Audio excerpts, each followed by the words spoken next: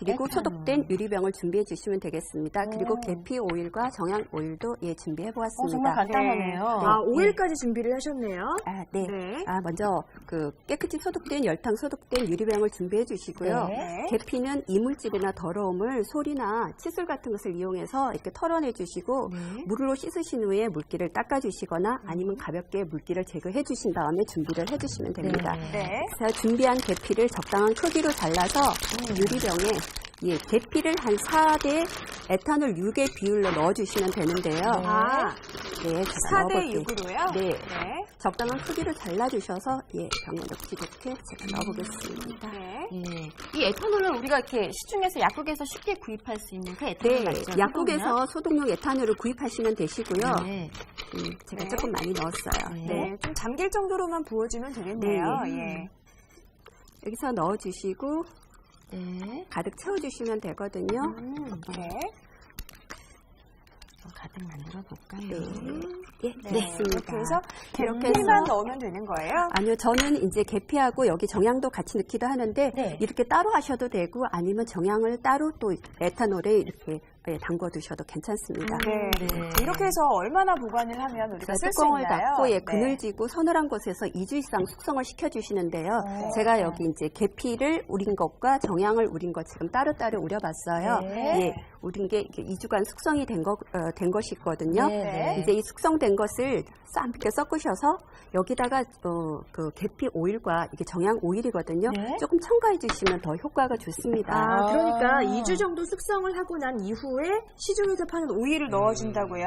그러면 네. 효과가 좋아지는 건가요? 예, 이 계피 오일하고 정향 오일은 계피와 정향을 압축해서 짠 에센셜 오일인데요. 네. 살인 진드기는 일반 진드기보다 크기가 크기 때문에 성분 함량의 이제 농도를 진하게 하기 위해서 에센셜 오일을 좀 넣어주시면 훨씬 도움이 네. 되십니다. 그렇군요. 네, 그렇게 해서 완성된 게 지금 네. 분무기 안에 들어있는데요. 네. 그러면 그냥 아까 오디에다 뿌리라고 하셨죠? 그렇군요. 네. 야외 활동 시에 오디에나 위에 뿌려주시면 자주 분무를 해주시면 네. 진드기 퇴치에 도움이 됩니다. 네, 한번 뿌려보시겠어요? 향이 향에 어떤지? 뿌려보고 제가 냄새를 네. 한번.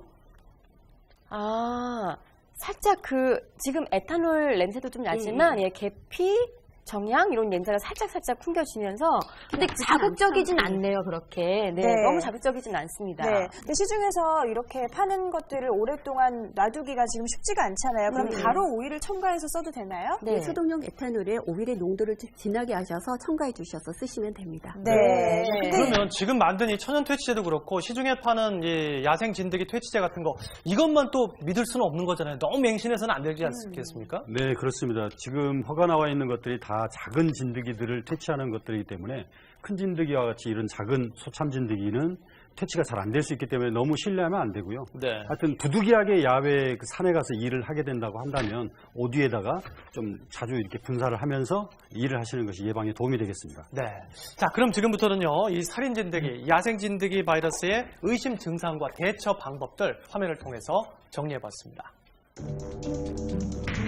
살인 진드기 바이러스 감염으로 진드기에 대한 공포가 점점 커지고 있는데요. 들판이나 산속, 풀숲에 서식하고 있는 살인 진드기에 물리면 중증열성 혈소판 감소 증후군에 감염될 수 있다고요. 만약 바이러스에 감염되면 어떤 의심 증상이 있을까요? 첫 번째 의심 증상 바로 고열입니다.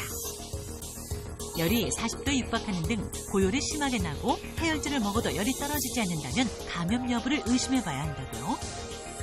두 번째 의심 증상, 식욕 저하와 근육통인데요. 고열과 함께 입맛이 없고 소화도 잘 안 되고 여기저기 온몸에 근육통을 느낀다면 감염 여부를 의심해 봐야 합니다. 세 번째 의심 증상, 설사와 구토 증상인데요. 위의 증상과 함께 설사와 구토 증상으로 하루에도 여러 번 화장실을 들락날락한다면 병원을 방문해 감염 여부를 확인받는 것이 좋습니다.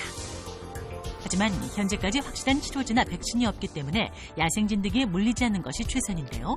생활 속 야생 진드기 대처법 알아볼까요? 먼저 야외 활동을 할 때는 긴 소매와 긴 바지를 입고 다리를 완전히 덮는 장화를 착용하는 등 피부 노출을 최소화합니다. 그리고 집에 들어오면 입었던 옷은 즉시 벗어 55도 이상의 온수에서 세탁을 하고요.